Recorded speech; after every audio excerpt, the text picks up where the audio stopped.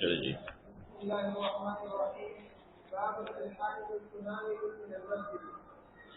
باب فی الحیض تناول من المسجد، عورت کا جو وہ حیض کی حالت میں ہو مسجد میں آنا تو بالاتفاق ناجائز ہے، ٹھیک ہے، لیکن مسجد سے کوئی چیز لینا اس کے بارے میں بیان ہے، ٹھیک ہے. اس میں حدیث ہے کہ حضرت عائشہ سے آپ نے فرمایا کہ میرا وہ بوریا اٹھا کے مجھے دے دو.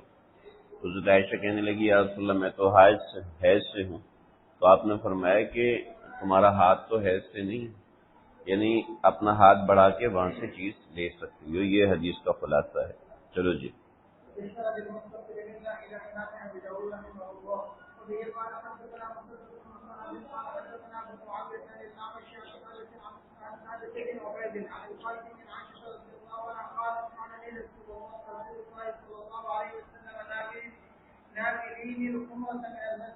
بوریا دے دو مجھے مسجد سے، ٹھیک ہے.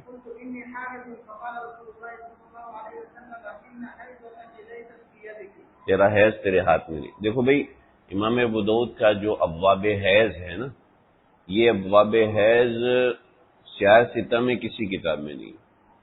سمجھ رہے ہو؟ تو ذہن میں رکھنا ابواب حیض اس میں بہت اہم ہے. یقیناً ایک سوال اس میں سے بنتا ہے نہیں بھائی، جو حیض کی تفصیل، خاص طور پہ استحاضہ کی تفصیل جو ابو داؤد شریف میں، ابو داؤد کا خاصہ ہے کتاب الحیض، ٹھیک ہے. اور جو مدارس میں ابحاث ہوتی ہیں تو وہ حیض کے ابواب میں بحث ہوتی ہیں، وہ یہیں پر چل رہے ہیں، ٹھیک ہے بھائی. تو ان باتوں کو ذہن میں رکھنا، اس میں کوئی خاص ایسی تفصیل نہیں ہے. چلو جی. حیضہ جو ہے وہ نماز کی قضا نہیں کرے گی، ٹھیک ہے. ہاں، صوم کی کرے گی، نماز کی قضا نہیں کرے گی. روایت میں اس کی تصریح بھی ہے.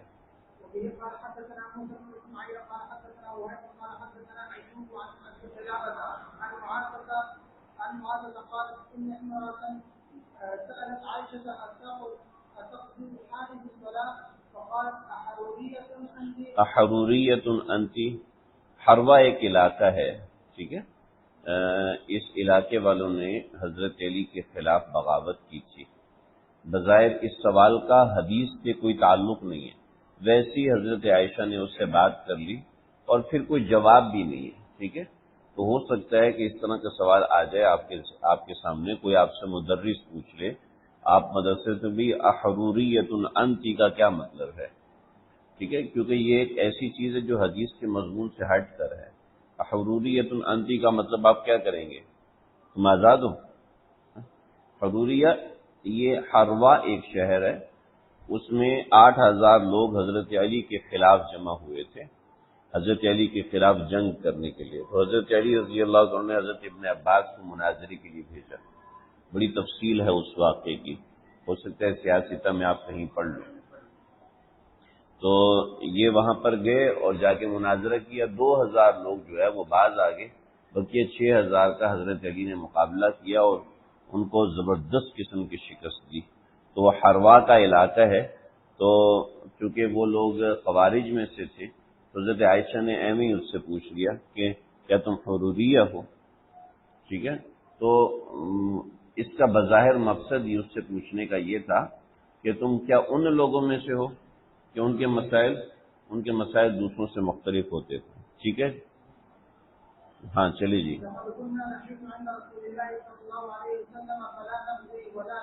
ہم نہ نماز ادا کرتے تھے اور نہ ہمیں قضا کرنے کا حکم تھا. چلو جی.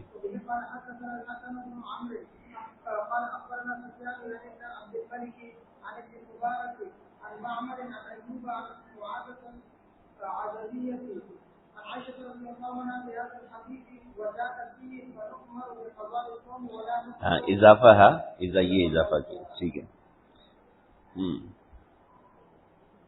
بابن فی اتیان الحیض، حیض کی حالت میں آنے کا بیان. یہ کنایہ ہے جماع کا بیان، ٹھیک ہے.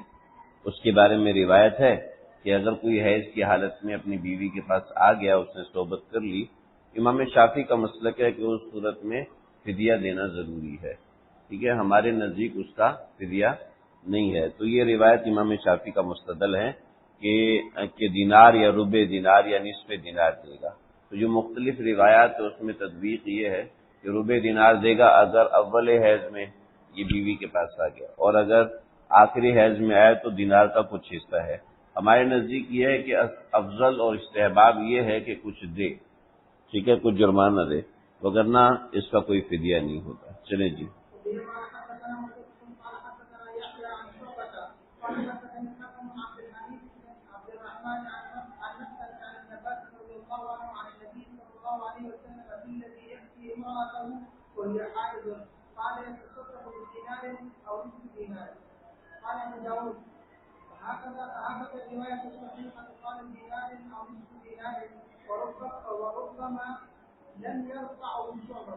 بعض دفعہ شعبہ نے یہ روایت کی ہے، ٹھیک ہے، اس نے بعض روایات کے اندر اس نے مرفوع نہیں کیا بلکہ اس روایت کو موقوف رکھا ابن عباس کے اوپر. چلو جی.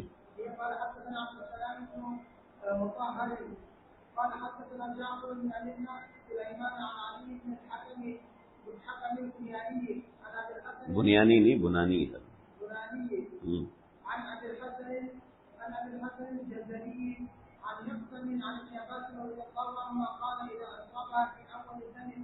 فدینارون فنصف دینار. تو اوپر کی روایت کی تفصیل ہوگی. ٹھیک ہے بھی. دیکھو ذہن میں رکھو، اگر اوپر والی روایت پوچھتے تو نیچے والی روایت تفصیل کے لیے لکھ دو، اگر نیچے والی روایت پوچھتے تو اوپر والی روایت تفصیل کے لیے لکھ دو. ٹھیک ہے، یعنی بات آپ مضبوط لکھو گے تو آپ کو سمجھ میں آئے گی، اور کل آپ جب کہیں بات کرو گے تو پتہ چلے گا یار آپ نے پوری بات پڑھی ہوئی ہے، آپ کو پوری بات پتہ ہے. چلو جی.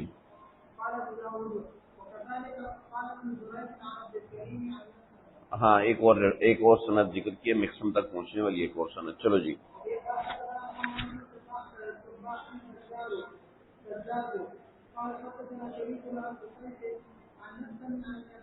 یہ میری غلطی تھی جی، میں بزاز کو بزار پڑھتا رہوں ہمیشہ. صحیح ہے، اس کو صحیح کر لینا.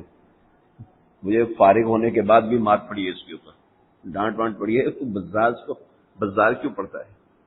زبان پہ چڑھا ہوا. صحیح ہے، صحیح کرو اس کو. ٹھیک ہے جی.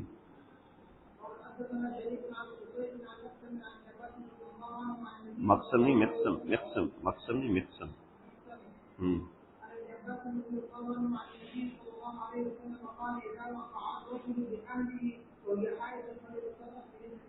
آپ اس کی کیا تعویل کرو گے؟ نصف دینار کی. نصف دینار کا مطلب ہے آخری حیض میں. ٹھیک ہے. تو اور بقیہ اگر اول حیض میں اس کو لگایا جائے تو اس کا معنی یہ استحباب کے اوپر ہے، جتنا بھی دے دیں. چلو جی.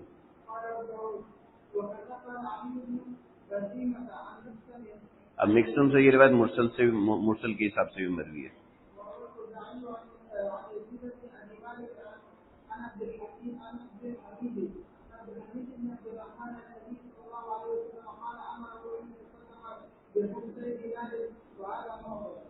وہذا معضل کیا مطلب ہے؟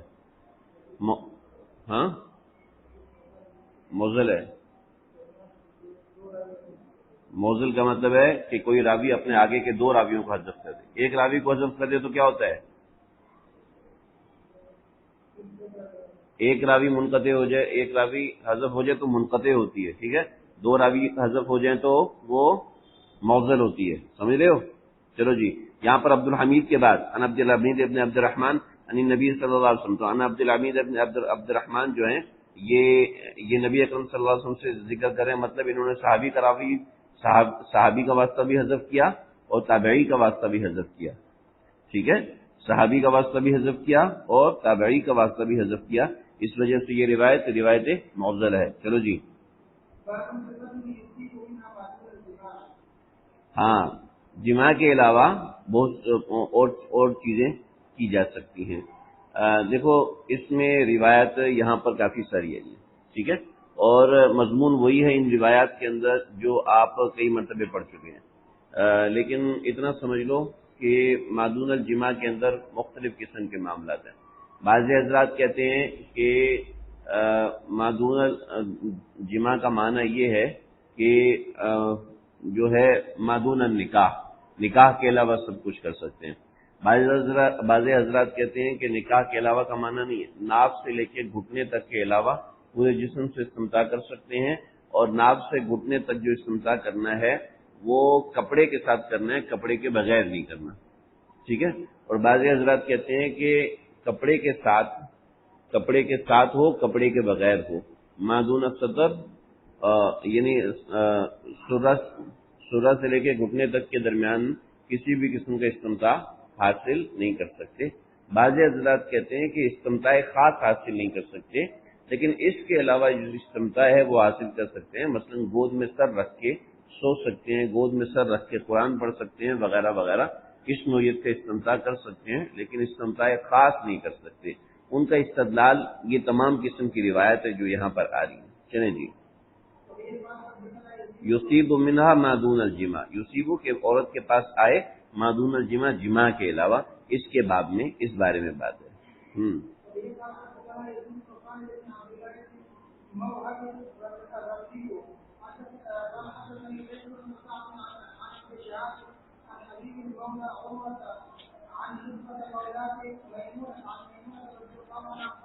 ندبہ، جو ندبہ ہے یہ مولا میمونہ ہے، ٹھیک ہے۔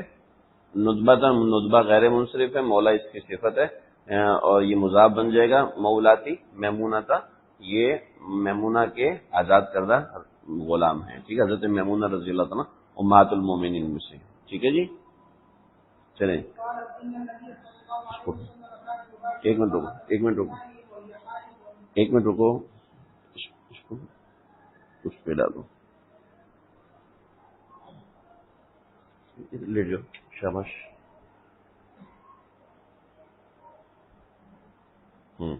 چلو،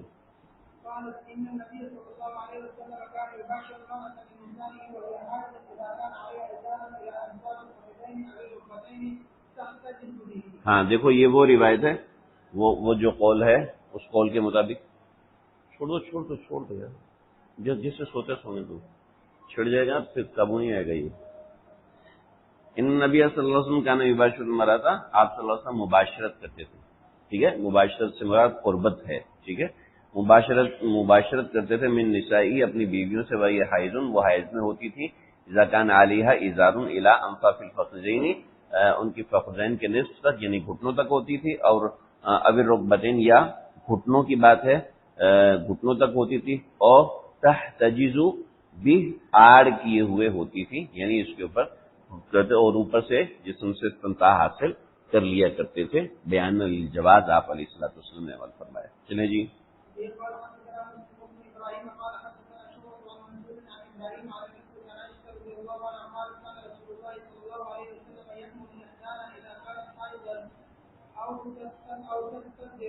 او تتذرا، اب ہمارے لنگوٹ کس لو، تتذرا لنگوٹ کس لو یعنی اوپر کپڑا مضبوطی سے باندھ لو، مطلب یہ تھا کہ اس جگہ سے ہم استمتاع حاصل نہیں کریں گے، ثم یزاجعها زوجها، اور پھر آپ اپنی اس سے مزاجات کرتے، یعنی مزاجت مطلب ایک بستر پہ لیٹنا اور ایک دوسرے کے قریب ہونا، وہ کرتے۔ قالت مرتن یباشرها، اور بعض دفعہ یزاجعها نہیں کہا بلکہ یباشرها کہا، ٹھیک ہے۔ چلو جی،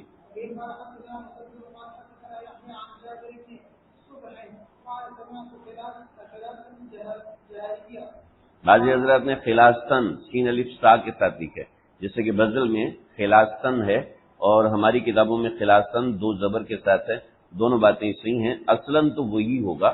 یہ خلاستن میں حمزہ کیسے یہاں پہ قطع کیا ہوا ہے، کون سے نسخے میں قطع کیا اس کا مجھے سمجھ میں نہیں آئی، البتہ دیگر نسخوں میں خلاستن سین الف سا کے ساتھ ہی لکھا ہوا ہے۔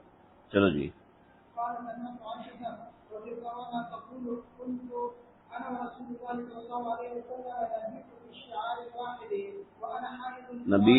نبی تو ہم رات گزارتے فی شعار واحد ایک بستر کے اندر، وانا حائض اور میں حیض سے ہوتی تھی، طامثن پورے طور پر، یعنی حیض ابتدائی دنوں میں جو حیض ہوتا ہے وہ بڑی تیزی کے ساتھ ہوتا ہے، ٹھیک ہے، اور جب اس کو 3 دن 4 دن گزرتے ہیں 5 دن گزرتے ہیں تو اس کا زور کم ہو جاتا ہے، یعنی بعض دفعہ عورت کو مکمل طور پر خون نہیں آ رہا ہوتا بلکہ ہلکا ہلکا رس رہا ہوتا ہے، اور پھر آہستہ آہستہ وہ ختم ہو جاتا ہے۔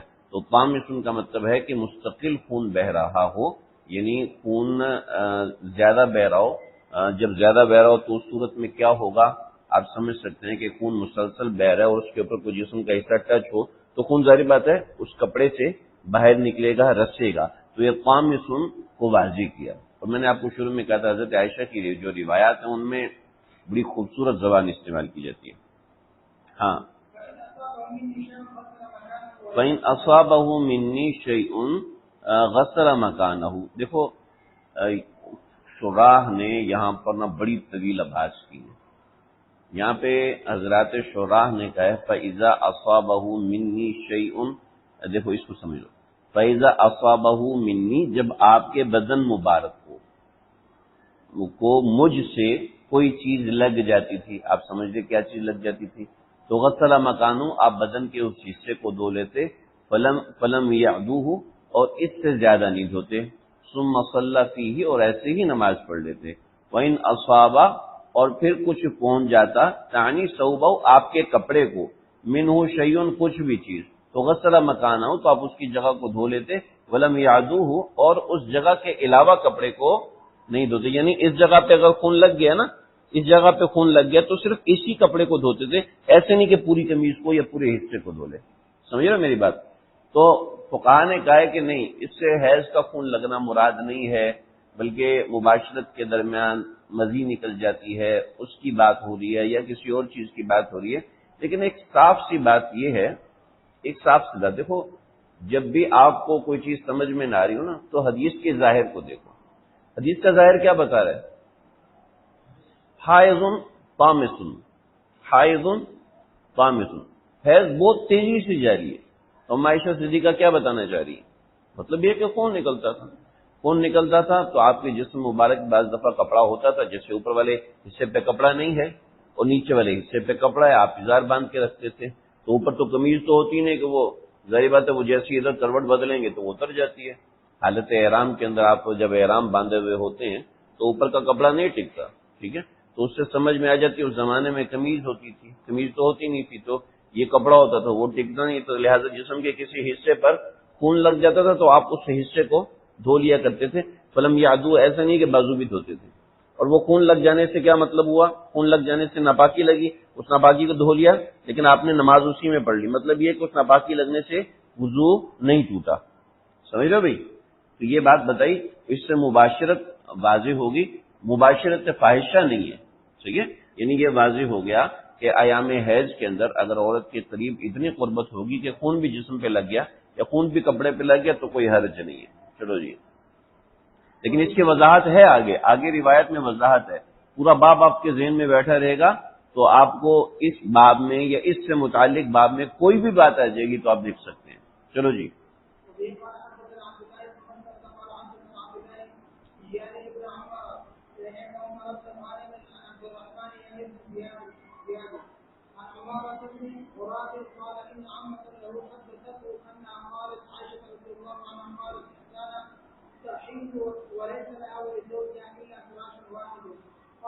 ایک عورت آئی اور کہنے لگی کہ اما عائشہ، ہم میں سے کسی عورت کو حیض آ جاتا ہے اور ہمارے پاس، ہمارے شوہر کے پاس صرف ایک بستر ہوتا ہے. تو قالت اخبرو کی، میں تمہیں بتاؤں بما صنع رسول اللہ صلی اللہ علیہ وسلم، آپ صلی اللہ علیہ وسلم کیا فرماتے تھے؟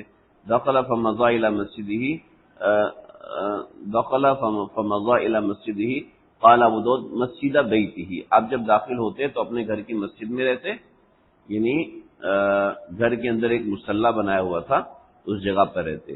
دیکھو آپ اپنے گھروں میں جاؤ نا تو اپنے گھر میں ایک جگہ مخصوص کرنا کہ یہاں مصلی رکھے ہیں، ہم لوگوں نے نماز یہیں پڑھنی ہے، ٹھیک ہے.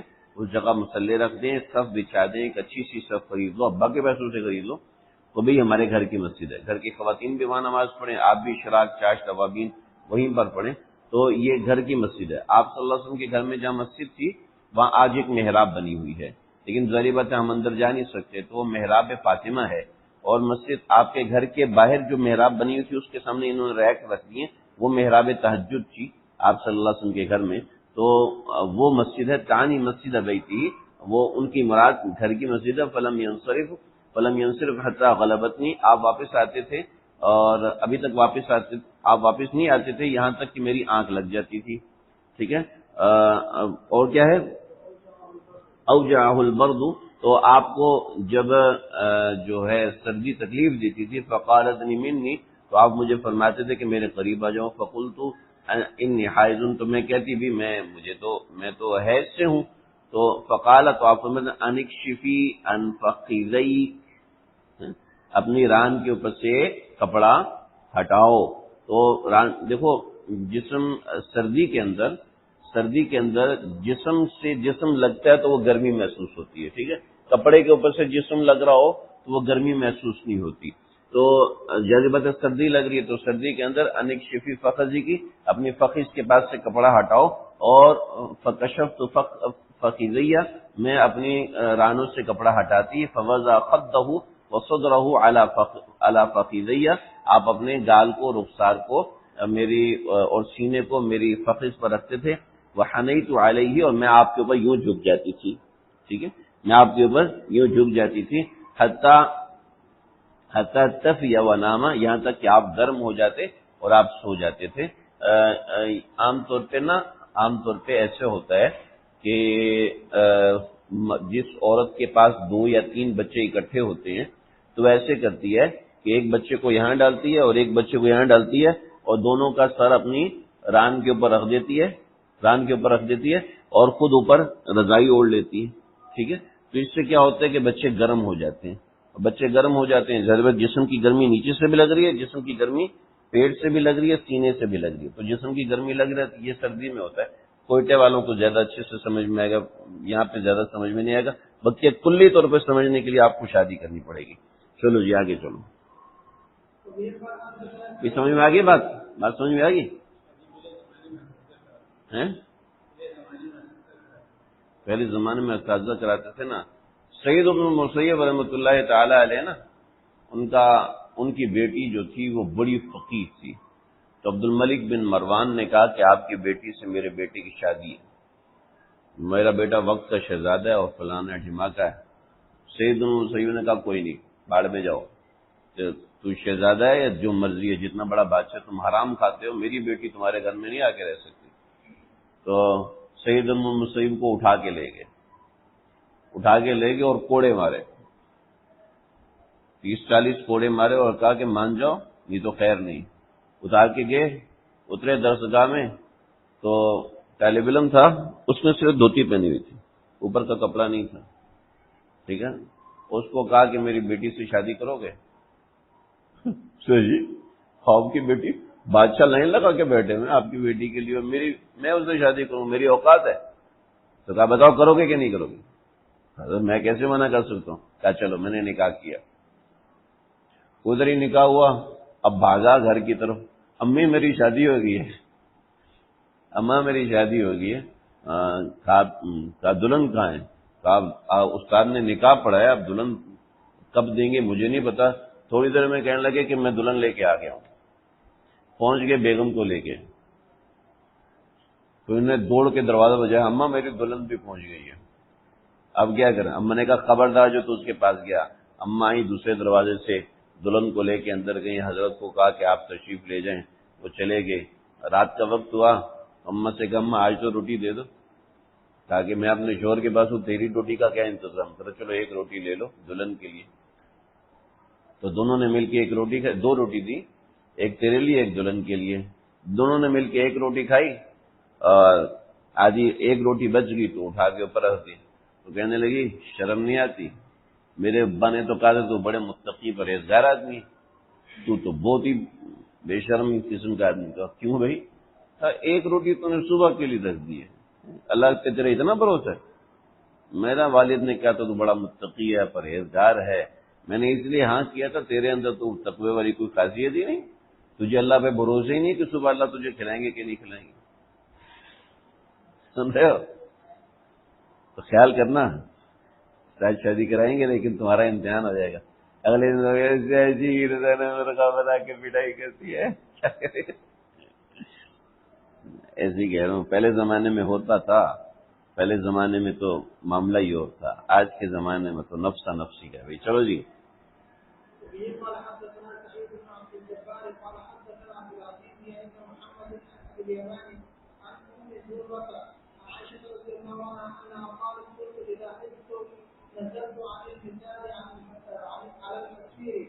بچھونے سے بنی ہوئی چٹائی پر میں اتر جاتی تھی،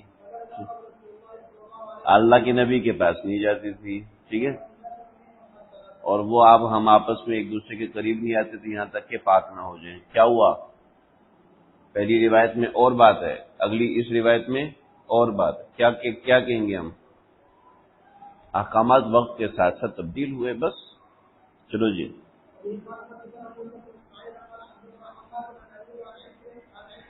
اور فلم ندن منہ حتی نطہر کا کیا مطلب ہے؟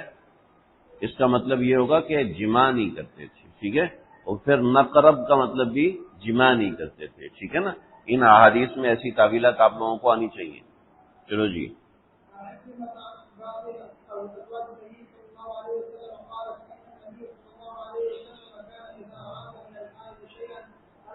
جب آپ کچھ ارادہ فرماتے تھے القا علی فرجیہ صوبن، تو فرماتے کپڑے کو اپنے اوپر، اپنی شرمگاہ پہ کپڑا ڈال لو۔ چلو جی،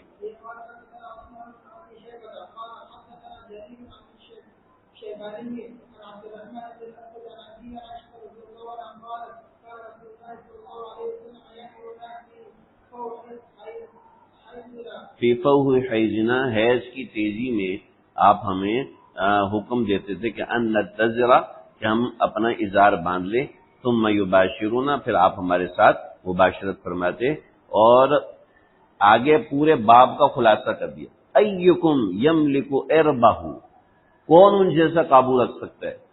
تم میں سے کون ہے جو ان جیسا قابو رکھ سکتا ہے؟ تو سمجھا دیا کہ مباشرت نہیں کرنا، آرام سے بیٹھے رہو، پیچھے رہو۔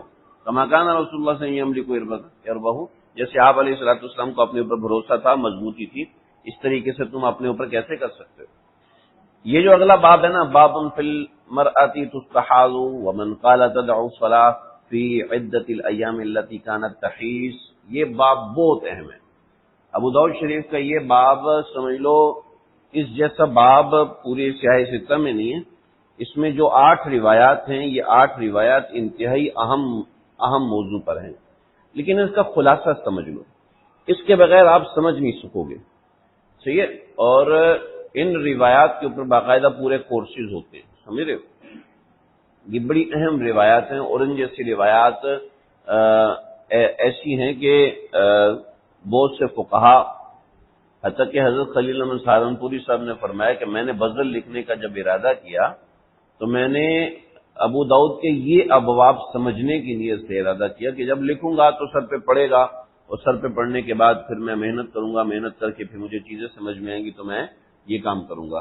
لیکن غزل لکھنے کے بعد بھی مجھے کوئی نہیں سمجھ میں آیا، سمجھ رہے ہو؟ یعنی یہ مطلب نہیں ہے کہ انہوں نے بغیر سمجھے لکھ دیا، مطلب یہ ہے کہ انشراح نہیں ہوا، ٹھیک ہے؟ اتنا کچھ تو ہوا لیکن مجھے انشراح نہ ہو سکا، یہ ابواب اتنے اہم ہیں۔ دیکھو بات سمجھو، خواتین کو جو حیض آتا ہے، ایک تو آپ لوگوں میں شادی شدہ کوئی ہے؟ کوئی بھی نہیں، سارے کما رہے ہیں۔ خواتین کو جو حیض آتا ہے نا، تو وہ حیض مستقل خون بہتا ہے، ٹھیک ہے؟ اللہ نے اندر کا ایک نظام بنایا ہے، جیسے مرد کو احتلام ہوتا ہے تو اس کا اپنا اختیار نہیں ہوتا، ایسے عورت کو حیض کا خون آتا ہے تو اس کا اپنا کوئی اختیار نہیں ہوتا۔ ان دنوں وہ لنگوٹ استعمال کرتی ہیں، انڈر ویئر استعمال کرتی ہیں، اس میں کپڑا رکھ کے رکھتی ہیں، وہ کپڑا جب بھر جاتا ہے تو پھر وہ پھینک دیتی ہیں، اس کو دھو کے دوسرا استعمال کرتی ہیں۔ اور آج کل تو آلات جدید آ چکے ہیں، جیسے بچوں کو پیمپر پہناتے ہیں تو ایسے خواتین کے لیے بھی خاص قسم کے کپڑے آتے ہیں، ان کو آلویز کہتے ہیں، اور وہ رکھ دیتے ہیں اور وہ خون کو جذب کرتے رہتے جب وہ بھر جاتا ہے 8 گھنٹے 7 گھنٹے تو اس کو پھینک کے دوسرا لگا لیتے ہیں، تو یہ طریقہ کار ہوتا ہے، ٹھیک ہے جی؟ اب اس معاملے کے اندر خواتین کے مسائل بہت مختلف ہیں۔ میں آپ حضرات سے کہوں گا کہ اگر آپ لوگوں نے یہ مسائل سمجھنے ہیں تو مفتی احمد ممتاز صاحب کورس کرواتے ہیں، ان سے کورس کر لیں تو تب یہ مسئلے سمجھ میں آتے، ورنہ ہمیں مسئلے سمجھ میں نہیں آتے۔ بڑے بڑے لوگ پھنس جاتے ہیں ان مسائل کے اندر، ٹھیک ہے؟ یہ جو روایات ہیں، یہ میں روایت نمبر 280 تک ہم پڑھیں گے آج۔ اس روایت تک جو مضمون ہے وہ میں آپ کو بتا دوں، مضمون آگے بھی یہی ہے لیکن بنیادی بات بتا دوں۔ ایک عورت ہے، اس کو حیض مستقل آتا جا رہا ہے، حیض کی زیادہ مقدار کتنی ہے؟ 10 دن، ٹھیک ہے، لیکن اس کو حیض آتا ہی جا رہا ہے، اب وہ کیا کرے گی؟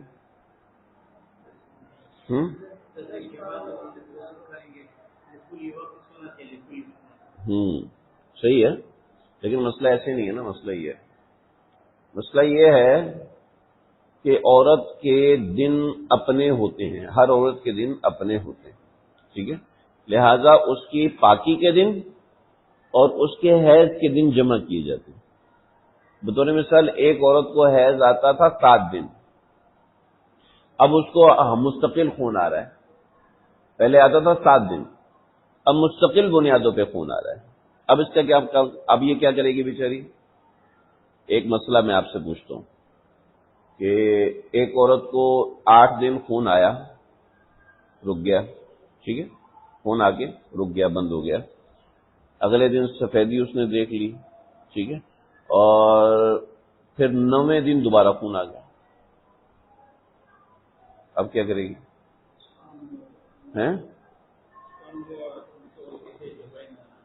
وہ پاگل ہو جائے گی، ٹھیک ہے، تو وہ کیا کہتے ہیں، پتہ نہیں کیا تھا، مفتی صاحب اگر قربانی کا جانور بھاگ جائے تو کیا کریں؟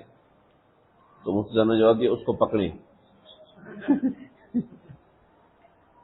صحیح ہے، اس کو پکڑیں۔ تو یہ معاملہ ہے،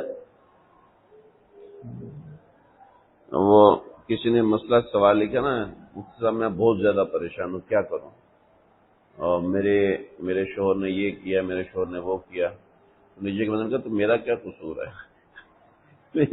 تو اس طرح کے لوگ ہوتے ہیں۔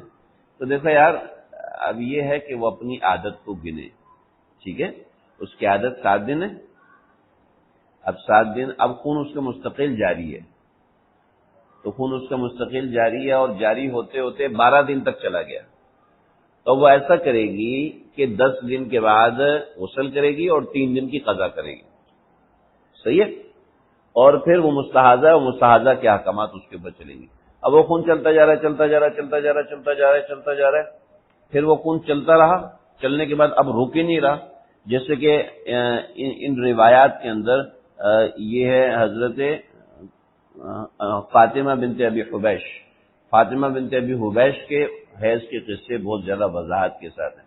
تو فاطمہ بنت ابی حبیش جو ہیں، ان کے حیض کے مسائل تھے، تو ان کی وجہ سے امت کے لیے بہت سے حیض کے مسائل کھل کے آئے۔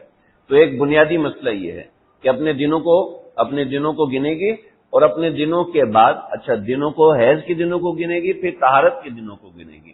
جب حیض و طہارت کے دنوں کو گنے گی تو حیض کے دنوں میں نماز نہیں پڑھے گی، اور طہارت کے دنوں میں وضو کر کے نماز پڑھے گی، ان ساری روایات میں یہ ہے۔ چلو جی،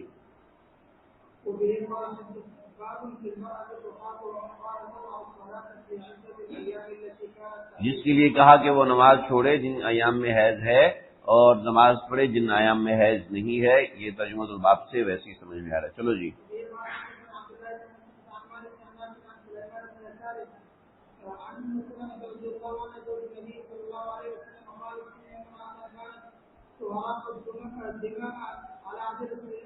خون بہت زیادہ بہتا تھا آپ صلی اللہ علیہ وسلم کے زمانے میں، فاستفتت لہا ام سلمہ تھا، اس نے پوچھا ام سلمہ سے، رسول اللہ صلی اللہ علیہ وسلم، ام سلمہ نے فاستفتت لہا ام سلمہ تھا، رسول اللہ صلی اللہ علیہ وسلم، ام سلمہ نے اس کے بارے میں رسول اللہ صلی اللہ علیہ وسلم سے پوچھا، فقال، تو آپ نے فرمایا لتنظر عدت اللیالی والایام، دن رات کو گنے، حتی کانت تحیضہن من الشہر قبل ان یصیبها الذی اصابها، کہ پچھلے مہینے میں اس کو کیا آیا تھا، فلتترک الصلاۃ، پھر نماز کو چھوڑے، قدر ذلک من الشہر، اس مہینے کے بقدر، فاذا خلفنا، دیکھو فاذا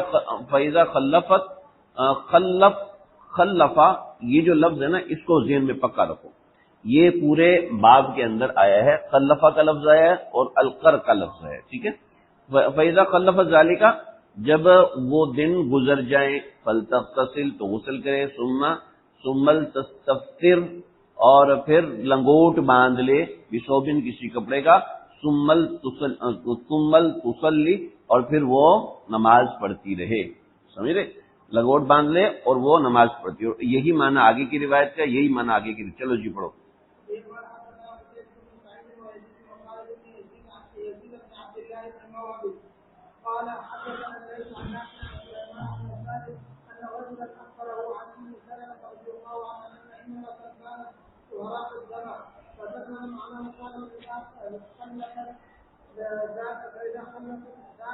فَإِذَا خَلَّفَتْ ذَلِكِ کی حضرت الصلاۃ فَلْتَغْتَسِلْ بِمَعْنَاهُ وہی بات ہے حدثنا حاصل کیا ہو گیا؟ ارے بیٹھو سبق پڑھو بعد میں کر لینا بیٹھو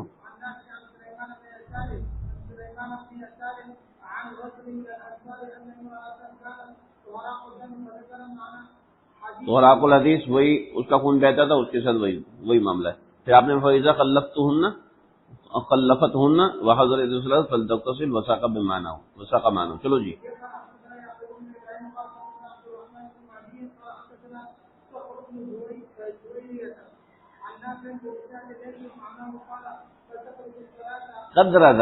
قدر ذالک مطلب وہ خلف والے دن اتنے دن نماز پڑھے ثم اذا حضرت فلتغتسل جب نماز کا موقع ہے پھر وہ غسل کرے اور اس کے بعد لنگوٹ باندھ لے بثوب ثم تصلی پھر نماز پڑھتی رہے. چلے جی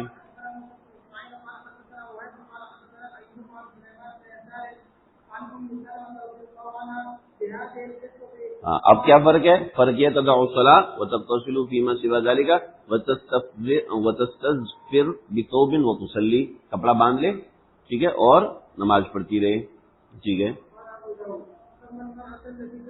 اب نام بتایا ہے امام ابو داؤد نے اس عورت کا نام فاطمہ بنت ابی حبیش تھا. پڑھے قال ابو داؤد پڑھیں.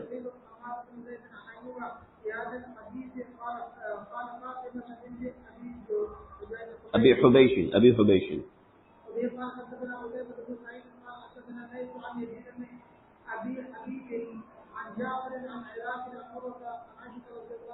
اب یہ روایت حضرت عائشہ کی، پچھلی روایت ساری ام سلمہ کی تھی، اب یہ روایت حضرت عائشہ کی ہے. چلیں جی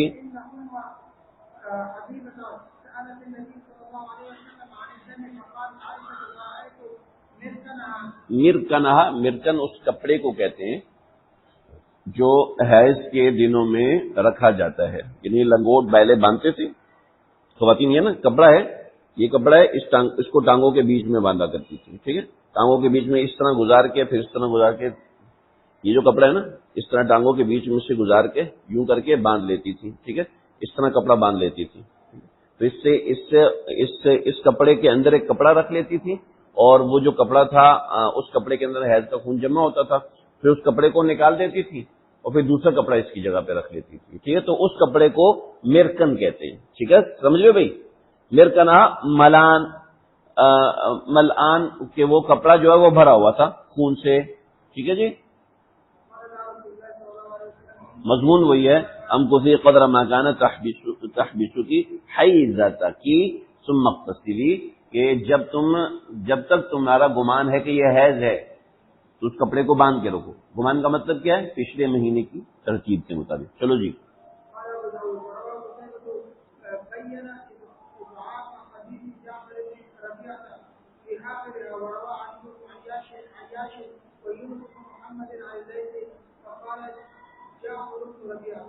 چلو جی قال ابو داؤد جعفر بن ربیعہ کے بارے کی تصریح ہے. چلے جی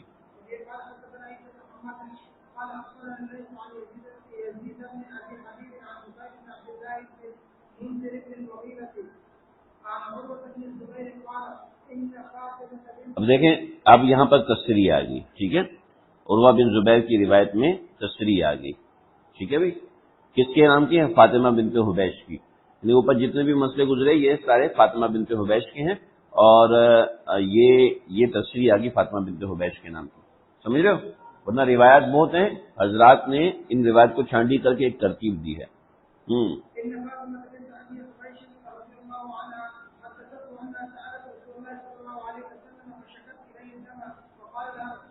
لیکن ہم ضروری نہیں ہے کہ ہم اوپر کی روایت میں فاطمہ بنت حبیش کو ہی لگائیں ٹھیک ہے، لیکن ان کے مسئلے تھے تو اس وجہ سے خاص طور پہ ان کا ذکر آتا ہے. چلو جی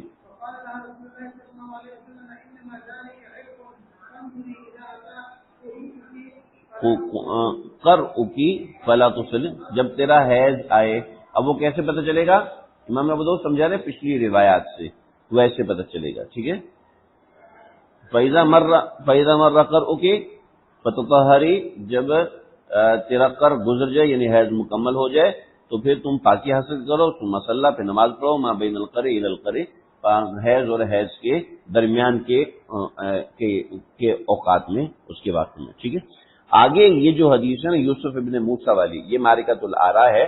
اس کے اندر میں انشاءاللہ آپ کو سارے مسلک بھی بیان کر دوں گا اور سب چیزیں انشاءاللہ بتا دوں گا، سب یہی کروں گا۔ صلی اللہ تعالیٰ علیہ محمد۔